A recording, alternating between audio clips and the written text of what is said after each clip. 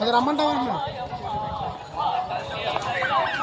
భక్తులకు మనవి, అమ్మవారి ప్రసాదం స్వీకరించిన తరువాత మీరు భోజనం చేసినటువంటి విశ్రాంతులన్నీ కూడా దేవాలయ ధర్మాదేశ రాము ప్రసాద్ గారు పైడమ్మ అమ్మవారికి 150 విరాళాలు చెల్లించి ఉన్నారు. వారిని వారి కుటుంబాన్ని శ్రీ పైడమ్మ అమ్మవారు ఎల్లవేళలా చల్లగా కాపాడవలసిందిగా కూర్చున్నాం. మల్లేశ్వర గారు పైడమ్మ అమ్మవారికి 100 రూపాయలు విరాళాలు చెల్లించి ఉన్నారు. వారిని వారి కుటుంబాన్ని పైడమ్మ అమ్మవారు ఎల్లవేళలా చల్లగా కాపాడవలసిందిగా కూర్చున్నాం.